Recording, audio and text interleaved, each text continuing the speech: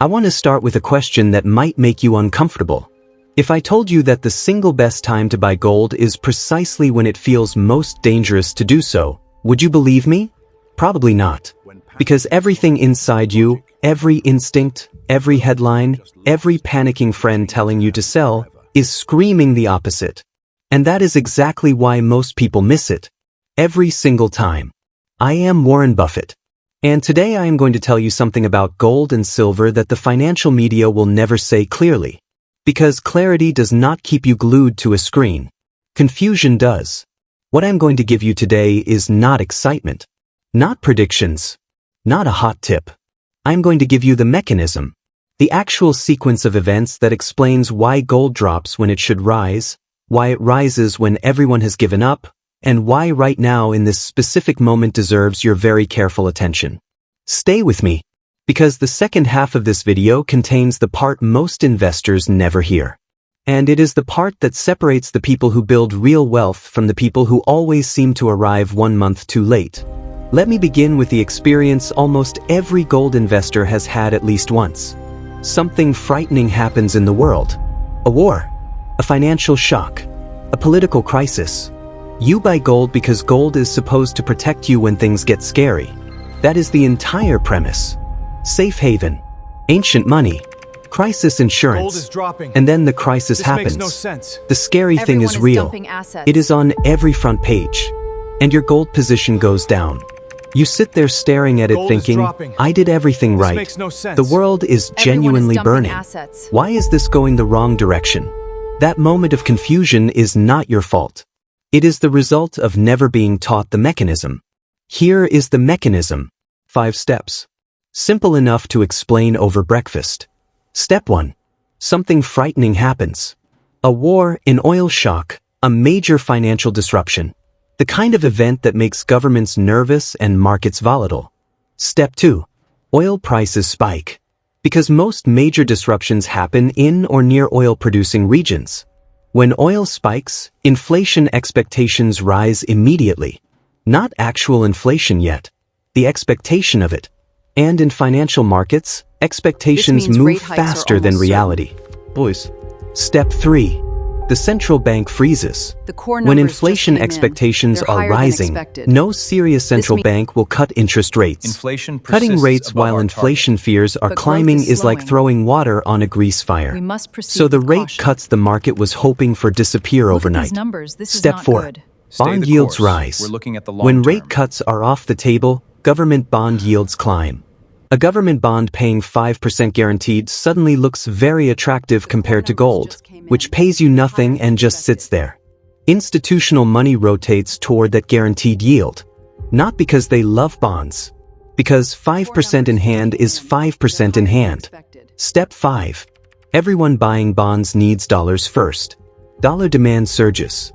Dollar strengthens. And here is the critical point. Gold is priced in dollars.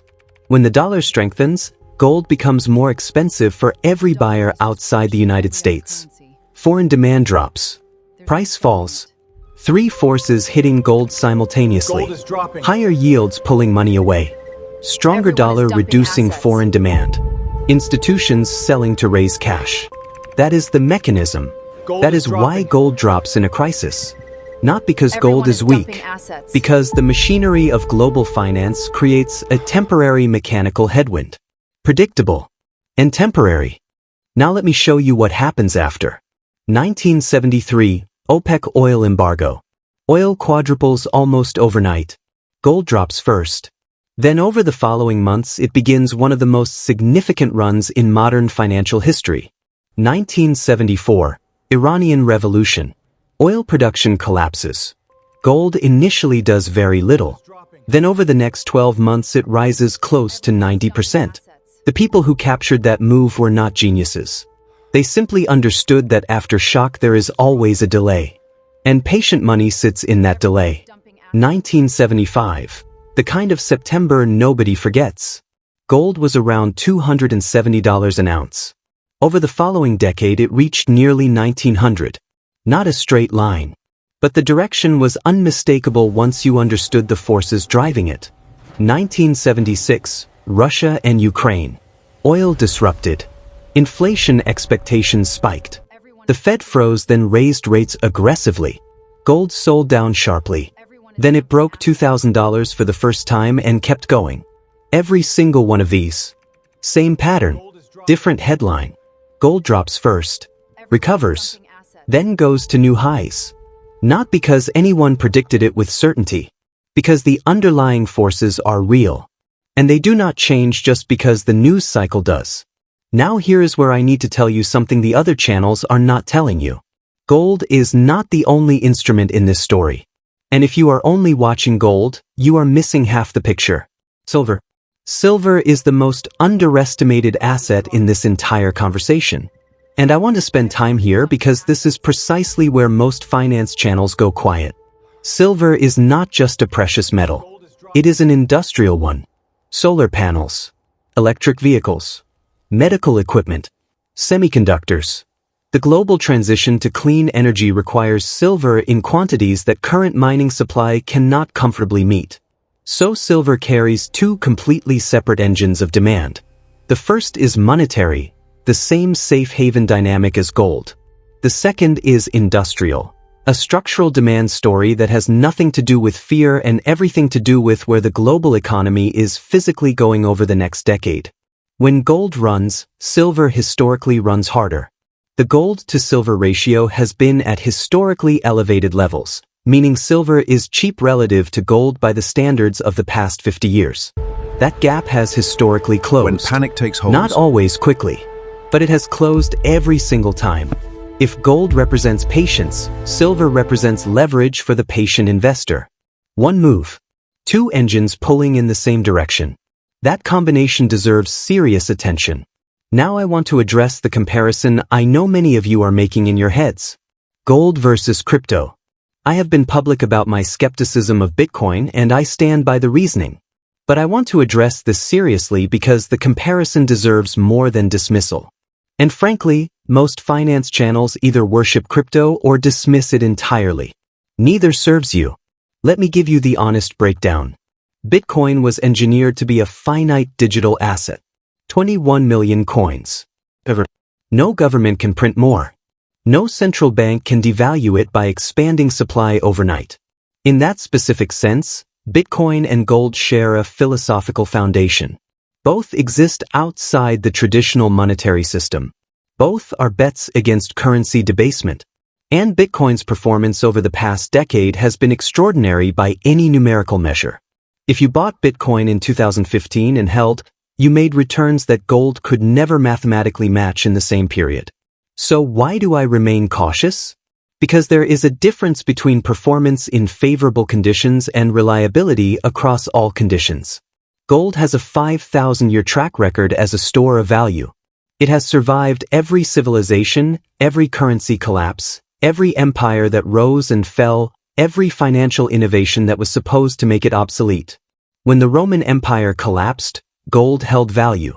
When Weimar Germany printed its currency into worthlessness, gold held value. When the Bretton Woods system broke down in 1971, gold held value.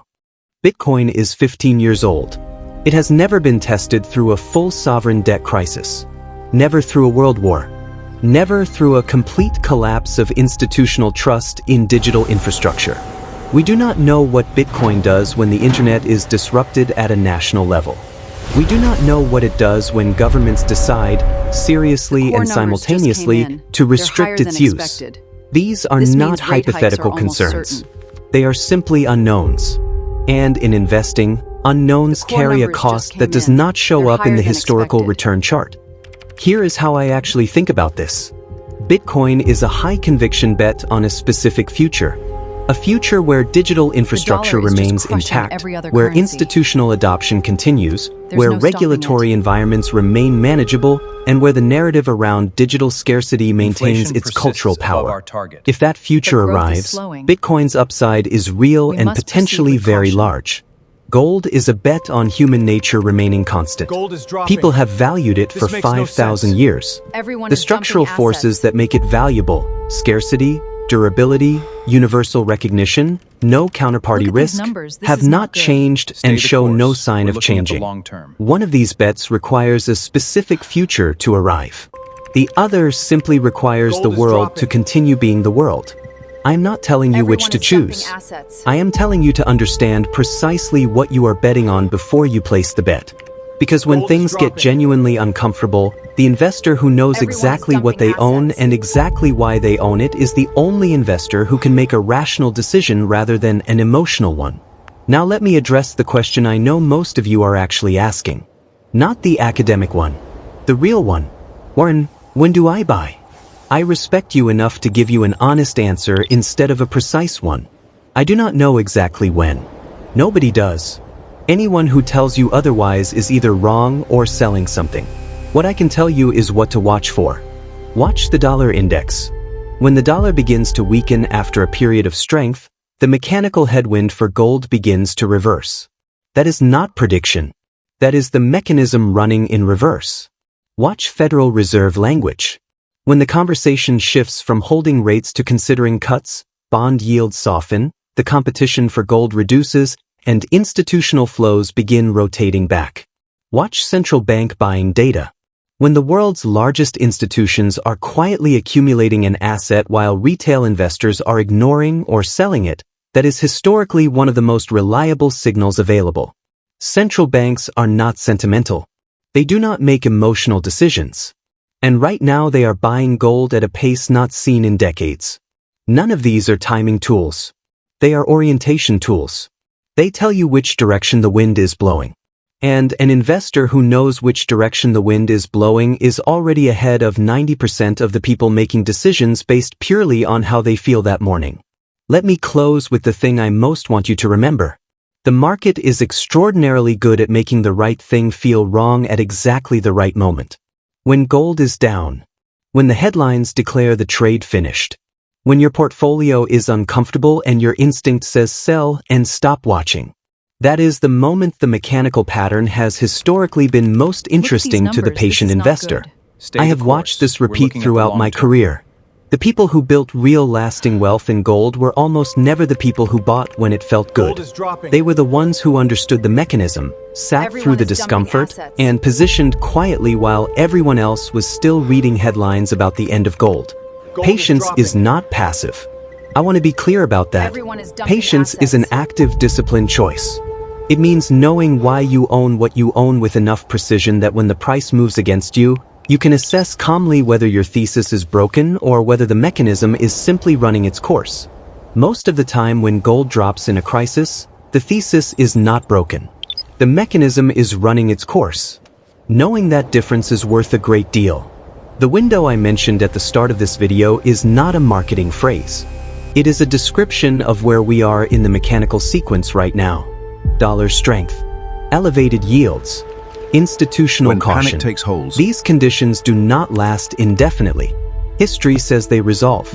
And when they do, the price of waiting to feel comfortable is paid by the people who waited. I cannot promise this time is identical to every other time, but I can tell you the forces are real. The historical pattern is consistent.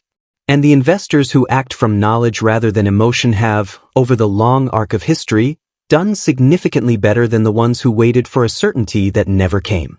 Be careful with your capital. Be patient with your decisions. And remember, in investing, as in everything worth building, most of the serious work happens before the obvious moment arrives. The people who planted in the uncomfortable season are always the ones who ate well when the harvest came. Thank you for watching Capital Decode. If this gave you a clearer picture of what is actually happening in gold and silver right now, share it with someone who is confused by the headlines. Subscribe.